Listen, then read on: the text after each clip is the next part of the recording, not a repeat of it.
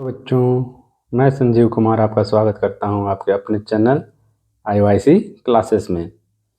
तो जैसा कि हम लोगों ने पिछले क्लासेस में जाना था कि प्रथम और द्वितीय अध्याय को, जिसमें हम लोगों ने देखा फ्रांसीसी क्रांति और फिर रूसी क्रांति, जिसमें हम लोगों ने ये देखा जाना समझा कि वहाँ की राजनीतिक स्थिति जो खराब थी उसका क्या असर पड़ा वहाँ के लोगों पर, वहाँ के लोगों के जीवन पर। उसी तरह एक और देश है जर्मनी, जो कि यूरोप का ही एक देश है। तो चलिए जानते हैं उस देश की क्या स्थिति थी, क्या बातें थी। इस अध्याय को शुरू करने से पहले चलिए कुछ बेसिक बातें मैं आपको बता देता हूँ। जैसा कि हम लोग जानते हैं, प्रथम विश्व युद्ध 1914 से 1918 के बीच में लड़ा गया था, जिसमें कि लगभग बहुत सारे देशों ने, खासकर यूरोप के सभी देशों ने भाग लिया था। और इस युद्ध के फलस्वरूप बहुत ज़्यादा नुकसान भी हुआ था, और इस नुकसान की भरपाई के लिए ज़्यादातर बोझ जर्मनी पर ही लादा गया था। तो ऐसी स्थिति में राजनीतिक स्थिति वहाँ की और ज़्यादा खराब हो गई।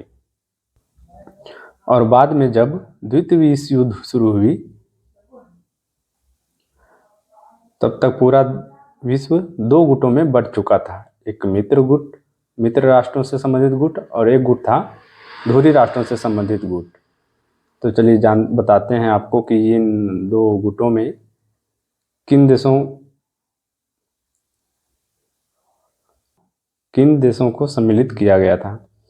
जैसे मित्र राष्ट्रों से तात्पर्य है ऐसे राष्ट्र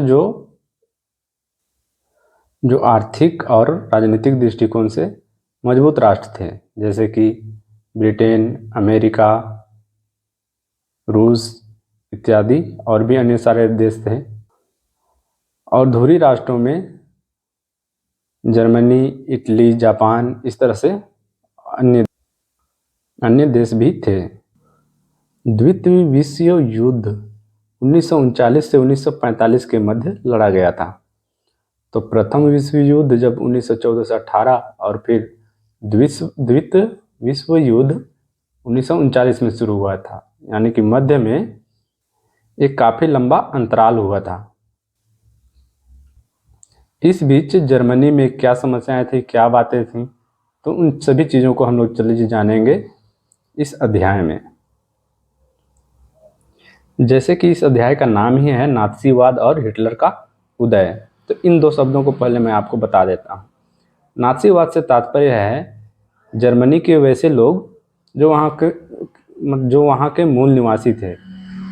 मतलब ये लोग अपने आप को जर्मनी के मूल व्यक्ति ही समझते थे।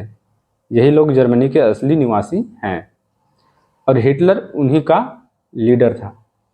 हिटलर एक साधारण व्यक्ति से एक जर्मनी के सर्वोच्च पद तक पहुंचने वाला एक ऐसा व्यक्ति था जिसने बाद में जर्मनी का नेतृत्व भी किया, और द्वितीय विश्व युद्ध में जर्मनी का नेतृत्व भी किया। तो चलिए जानते हैं, शुरू करते हैं इस अध्याय को। जैसा कि शुरुआत में बताया गया है कि 1945 के वसंत में, मतलब कि वसंत ऋतु के समय की बात है, एक हेलमुट नामक 11 वर्षीय जर्मन लड़का बिस्तर में लेटे कुछ सोच रहा था। तभी उसने अपने माता पिता की दबी दबी सी आवाज़ें सुनाई दी। हेलमुट कान लगाकर उनकी बातचीत सुनने की कोशिश करने लगा। वे गंभीर स्वर में किसी मुद्दे पर बहस कर रहे थे।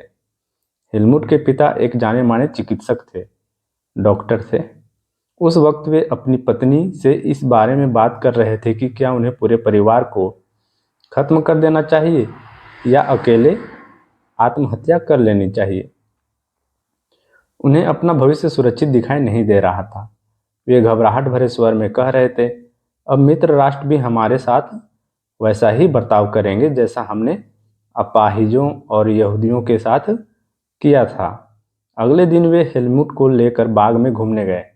यह आखिरी मौका था जब हेलमुट अपने पिता के साथ बाग में गया। दोनों ने बच्चों के पुराने गीत गाए और खूब सारा वक्त खेलते कूदते बिताया। कुछ समय बाद हेलमुट के पिता ने अपने दफ्तर में खुद को गोली मार ली। हेलमुट की यादों में वह क्षण अभी भी जिंदा है जब उसके पिता के खून में सनी वर्दी को घर के अलाव में ही जला दिया गया था। हेलमुट ने जो कुछ सुना था और जो कुछ हुआ उससे उसके दिलो दिमाग पर इतना गहरा सदमा पहुंचा कि अगले 9 साल तक वह घर में एक कौर भी नहीं खा पाया। उसे यही डर सताता रहा कि कहीं उसकी माँ उसे भी जहर ना दे दे। हेलमुट को शायद समझ में ना आया हो, लेकिन हकीकत यह है कि उसके पिता नात्सी थे। वे एडोल्फ हिटलर के कट्टर समर्थक थे। आप में से कई बच्चे नात्सियों और उनके नेता हिटलर के बारे में जानते होंगे। आपको शायद पता होगा कि हिटलर जर्मनी को दुनिया का सबसे ताकतवर देश बनाने को कटिबद्ध था। वह पूरे यूरोप को जीत लेना चाहता था। आपने यह भी सुना होगा कि उसने यहूदियों को मरवाया था। लेकिन नात्सीवाद सिर्फ इन इक्का दुक्का घटनाओं का नाम नहीं है। यह दुनिया और राजनीति के बारे में एक संपूर्ण व्यवस्था, विचारों की एक पूरी संरचना का नाम है। आइए समझने की कोशिश करें कि नात्सीवाद का मतलब क्या था। इस सिलसिले में सबसे पहले हम यह देखेंगे कि हेलमुट के पिता ने आत्महत्या क्यों की थी। वे किस चीज़ से डरे हुए थे। मई 1945 में जर्मनी ने मित्र राष्ट्रों के सामने समर्पण कर दिया। हिटलर को अंदाजा हो चुका था कि अब उसकी लड़ाई का क्या हश्र होने वाला है। इसलिए हिटलर और उसके प्रचार मंत्री गोबल्स ने बर्लिन के एक बंकर में पूरे परिवार के साथ अप्रैल में ही आत्महत्या कर ली थी। युद्ध खत्म होने के बाद न्यूरेमबर्ग में एक अंतर्राष्ट्रीय सैनिक अदालत स्थापित की गई। इस अदालत को शांति के विरुद्ध किए गए अपराधों, मानवता के खिलाफ किए गए अपराधों और युद्ध अपराधों के लिए नाज़ी युद्धबंदियों पर मुकदमा चलाने का जिम्मा सौंपा गया था। युद्ध के दौरान जर्मनी के व्यवहार, खास तौर से इंसानियत के खिलाफ किए गए उसके अपराधों की वजह से कई गंभीर नैतिक सवाल खड़े हुए और उसके कृत्यों की दुनिया भर में निंदा की गई। ये कृत्य क्या थे? दूसरे विश्व युद्ध के साये में जर्मनी ने जनसंहार शुरू कर दिया था। जनसंहार करने से तात्पर्य है कि बहुत सारे लोगों को जान से मारना, जिसके तहत यूरोप में रहने वाले कुछ खास नस्ल के लोगों को सामूहिक रूप से मारा जाने लगा। इस युद्ध में मारे गए लोगों में 60 लाख यहूदी, 2 लाख जिप्सी और 10 लाख पोलैंड के नागरिक थे। साथ ही मानसिक व शारीरिक रूप से अपंग घोषित किए गए 70,000 जर्मन नागरिक भी मार डाले गए। इनके अलावा ना जाने कितने ही राजनीतिक विरोधियों को भी मौत की नींद सुला दिया गया। इतनी बड़ी तादाद में लोगों को मारने के लिए ऑश्विट्ज़ जैसे कत्ल खाने बनाए गए, जहां जहरीली गैस से हजारों लोगों को एक साथ मौत के घाट उतार दिया जाता था। न्यूरेमबर्ग अदालत ने केवल 11 मुख्य नाज़ियों को ही मौत की सजा दी। बाकी आरोपियों में से बहुतों को उम्र कैद की सजा सुनाई गई। सजा तो मिली, लेकिन नाज़ियों को जो सजा दी गई वह उनकी बर्बरता और उनके जुल्मों के मुकाबले बहुत छोटी थी। असल में मित्र राष्ट्र पराजित जर्मनी पर इस बार वैसा कठोर दंड नहीं थोपना चाहते थे जिस तरह का दंड पहले विश्व युद्ध के बाद जर्मनी पर थोपा गया था। बहुत सारे लोगों का मानना था कि पहले विश्व युद्ध के आखिर में जर्मनी के लोग जिस तरह के अनुभव से गुजरे उसने भी नाज़ी जर्मनी के उदय में योगदान दिया था। यह अनुभव क्या था? तो बच्चों, यहाँ समझिए कि यह उस अनुभव के बारे में बात हो रही है जो कि प्रथम विश्व युद्ध के बाद जिस तरह की स्थिति को जर्मनी ने देखा, जाना और झेला, उस खराब स्थिति ने उनकी मानसिकता पर क्या असर डाला था और जिसके तहत उन्होंने किन परेशानियों का सामना किया था। तो चलिए देखते हैं इसके आगे के अंक में। वाइमर गणराज्य का जन्म। तो चलिए पहले समझते हैं इस वाइमर शब्द को। 1914 से 1918 के बीच में जो प्रथम विश्व युद्ध हुआ था, उसके बाद वहाँ किसी भी प्रकार का कोई शाही राज व्यवस्था नहीं रह गई थी। जिसके बाद वहाँ पर शासन करने के लिए जिस तरह की सरकार का गठन किया गया, उसके तहत जर्मनी को ही एक वाइमर राज्य समझा गया, जाना गया। और यह नाम इसलिए वाइमर पड़ा क्योंकि जिस स्थान पर यह तय किया गया उस स्थान का नाम भी यही वाइमर ही था। 20वीं शताब्दी के शुरुआती सालों में जर्मनी एक ताकतवर साम्राज्य था।